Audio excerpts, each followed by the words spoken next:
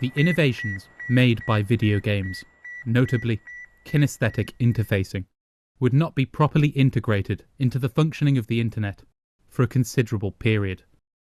Despite this, the fundamental form of interaction between people created by games subsisted to a degree even on the early internet. On old forums, chat services, and image boards, users navigated slim rules and boundaries, assuming whatever role they pleased due to the anonymity allowed by such services. This is to say that the social internet has always engaged its users with a form of play to a certain extent. What was required for this form of engagement to become dominant and subsequently to be refined into its modern form was a new kind of platform for online connectivity. To grasp the formation of these platforms, we must first look to a single company, Google. There's what I call the creepy line, and the Google policy about a lot of these things is to get right up to the creepy line but not cross it. I would argue that implanting things in your brain is beyond the creepy line. Mine in particular. Yes, at least for the moment, until the technology gets better. Google is exemplary, not because of the scale of its monopoly, its cloud computing capabilities, or even its method of making profit. It is exemplary in its discovery of a business model which has become increasingly common among service-based tech companies, and its all but silent rollout of predatory techniques by which to secure the raw material required for this model to function: data. Founded in 1995, just 6 years following the launch of the World Wide Web, by Stanford University graduates Larry Page and Sergey Brin, the young company grew rapidly. By its first press conference in 1999, Google's search product was handling over 7 million requests a day. At the same time, it announced the security of the platform, with $25 million of equity investment from two of Silicon Valley's largest venture capital funds. The source of this success stems from Google's attitude to data, always a byproduct of user interaction with the internet. This material byproduct was, in Google's case, a detailed record of users' searches, the number and pattern, how a query is phrased, spelling, punctuation, dwelling time, click patterns, and the location of the source. From this, the company deduced that data portrayed a broad sense of human behaviour, capable of deducing even an emotional life. This meshed well with its guiding pursuit, the transformation of search into an artificial intelligence. And data was thus captured and reintegrated into search's ability to process queries and predict the user's desired result, beginning in the late 90s. What other companies then regarded as a waste product, Google first recognized as a raw material and processed as a means by which to improve its service. It is in this way it gained competitive advantage and produced innovations such as spell check, translation, and voice recognition. What we must also observe here is that this represents a significant shift in users' interaction with Google as a service. Even the process of storing and applying this initial data source necessarily modifies behaviour. Using a representation of a user's past self to inform what information they see in the present necessitates interpreting and directing biases. Google often hides behind the fact that these processes are automated by algorithms and computer learning. This is meaningless. All algorithms have authors, and all computers instructors. So what's new this year? And the answer is YouTube. So out of that, we have a number of initiatives around advertising that are not what you think. They're not pre-roll or post-roll, which we're beginning to try. So the outlook there is very good, but the tests have to proceed.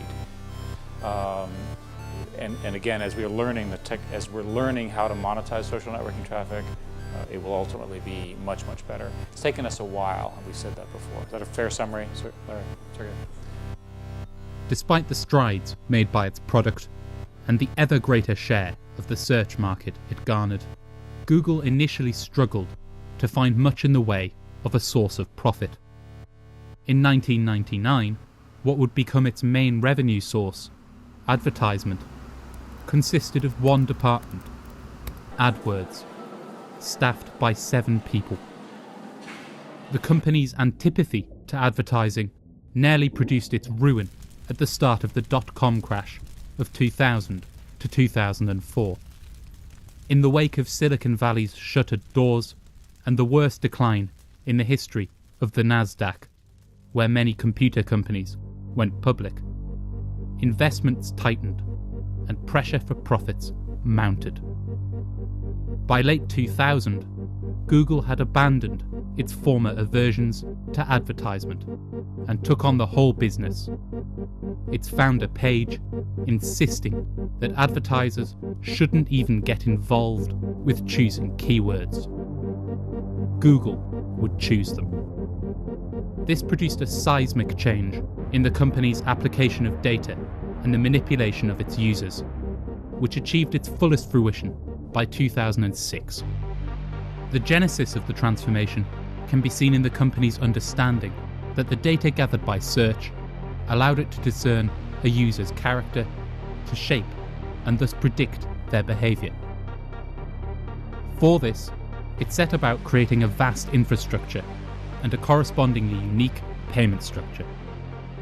A 2003 patent generating user information for use in targeted advertisement is a pertinent illustration of the extent to which Google turned its data reserves to this purpose, proposing a scientific method for presenting the perfect ad to the right person at exactly the right time. This method, in plain terms, is to stalk users, to gather as much data as possible about them, all tied to an invisible mesh of user profile information, a UPI. The same patent attempts to assure its reader that gathering this data will not be impeded by such petty concerns as a user's consent, noting that UPI can be maintained without a user's knowledge, as they need not expressly enter information in order to be tracked. This profile would go far beyond the bounds that Google had previously pursued, introducing new methods and computational tools to comb through a myriad of online activities and infer, presume, and deduce elements of users' personalities and behaviours. These new techniques were then matched with an ad search for every request made by a user, with Google fine-tuning these adverts to predict purchases by means of infinitesimally targeted manipulation. The surety that the company had in this method can be seen in its method of payment. By charging its advertisers per click, Google's model rests on the certainty that the adverts it places at the top of its page are effective, as these generate the most revenue. This model has certainly brought dividends, with AdWords' successor, AdSense, achieving a revenue stream of $10 million a day by as early as 2010. It is necessary to take a step back here. Google's essential model, shed of its specificities, is emblematic of the model applied by most major tech service companies today. As such, from its construction, we are able to see the fundamental economic and social relation between its new component, data, and the dominant economic relationship of our society, capital. As we have said, capital is a real relationship between people, under which the working class are hired by the capitalist class. From this, we can derive what data is in an economic sense. Its source is not the capital relationship, though it is maintained by it in a number of ways. We, who produce data with our every keystroke, mouse motion, or grumble, do not do so within the relationship of waged labour or capital. We are not exploited in a technical, economic sense. Rather, data is a raw material to be fed back into the productive process. For example, the construction of search, maps, Gmail, and so on, by a tech company's real employees. The process of gathering this raw material is therefore more akin to an act of dispossession, a seizure of property, willing or unwilling, aware or not, for which there is no material recompense. These observations are not insignificant in a philosophical sense. The material that data represents is simply that of our souls. The dispossession at hand is nothing less than the plunder of our personalities. That this material only comes to form a part of capital after this dispossession by no means makes it less barbaric.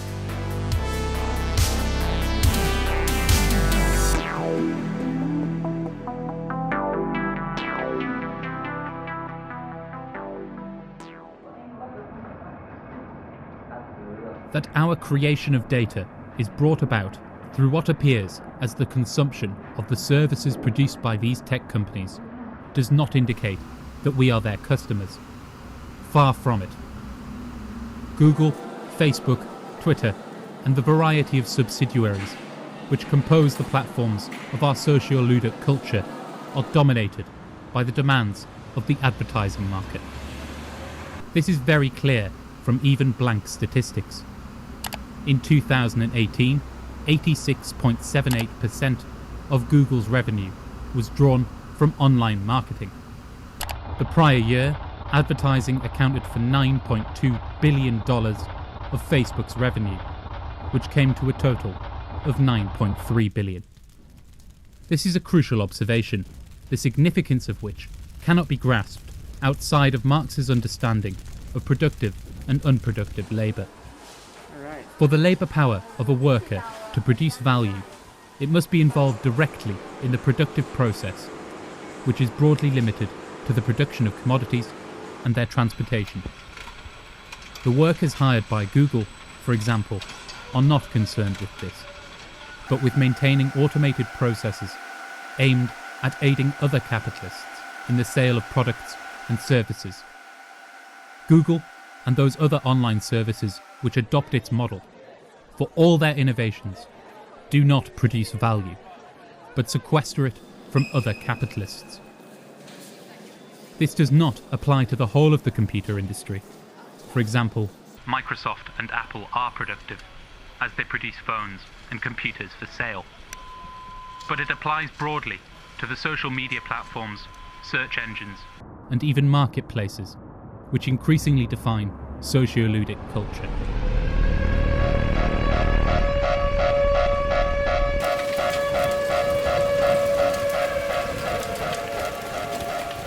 Walitusukuma, tunaenda tena tunarudia. Ndio mimi nashikia sana mkongo inauma. Mimi natumia mkongo nilimaka na mbavu na nikula kinapita kile nyuma.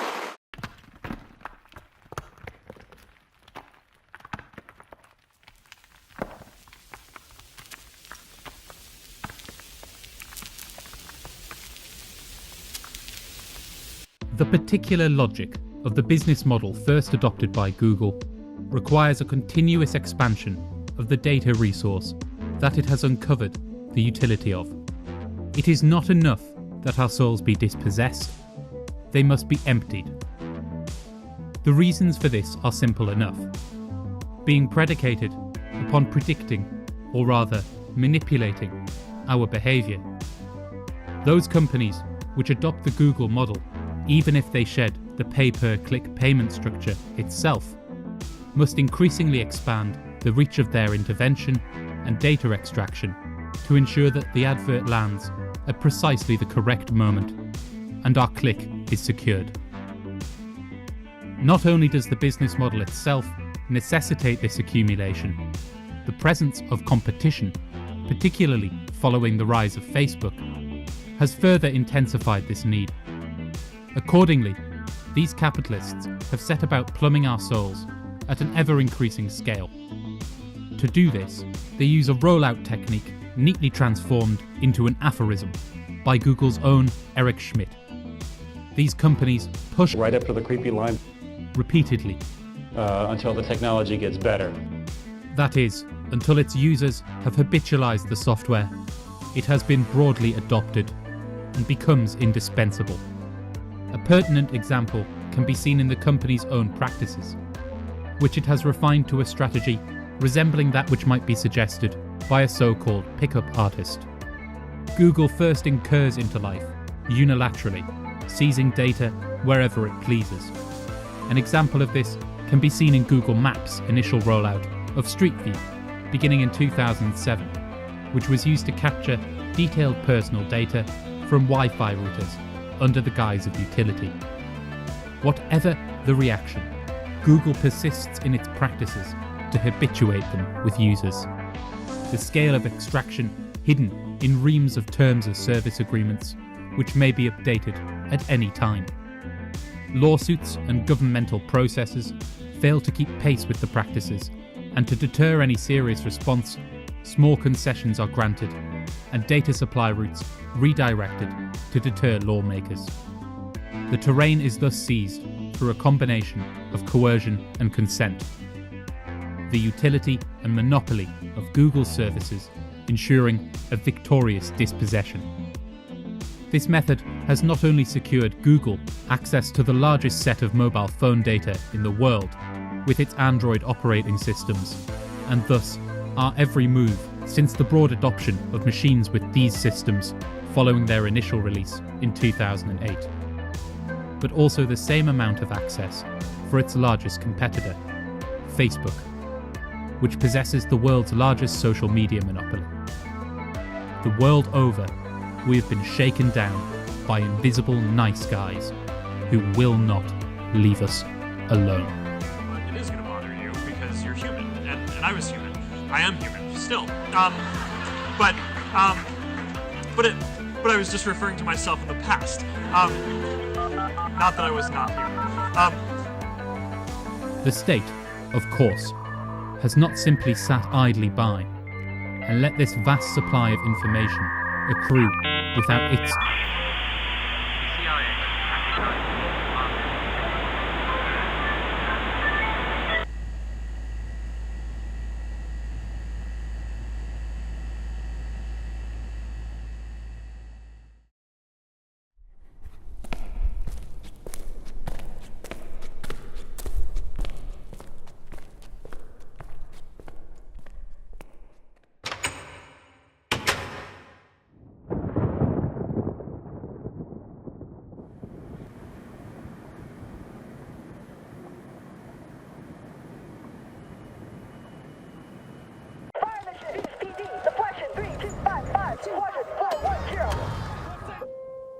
touch.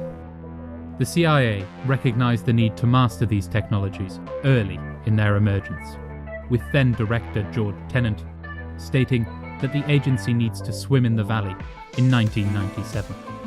In 1999, it opened a venture capital firm, In-Q-Tel, to capture the most promising technology.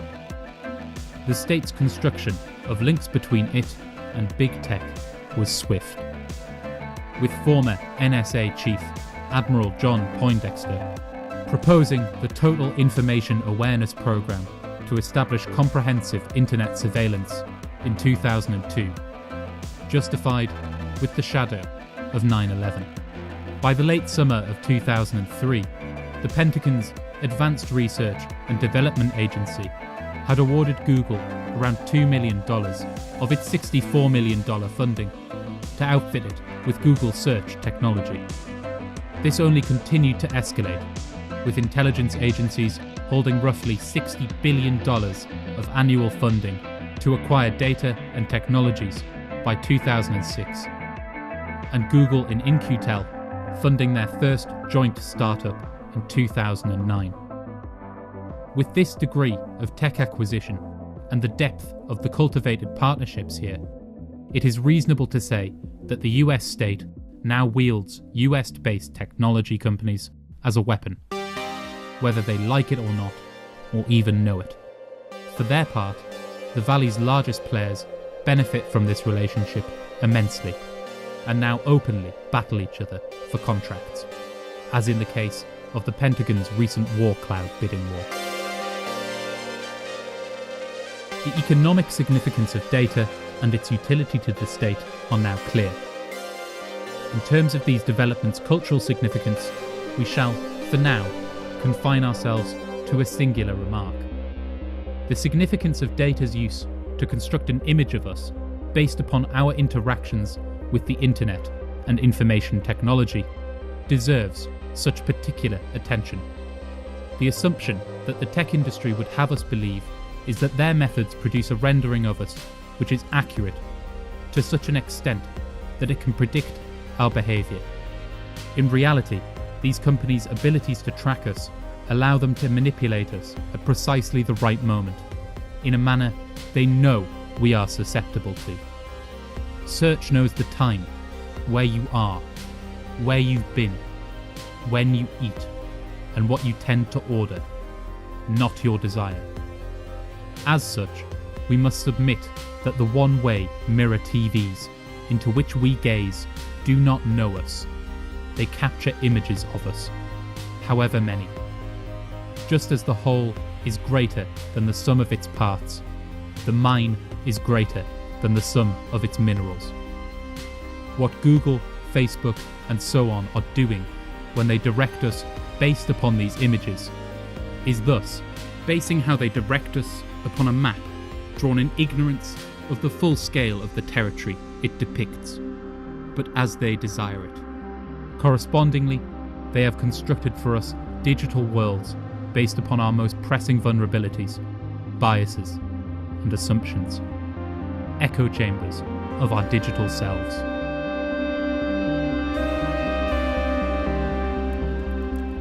The story of the cave, perhaps the most famous allegory of the Greek philosopher Plato, tells of prisoners chained below ground. In the light of a fire behind them, they watch shadows pass on the wall. This comes to form their reality.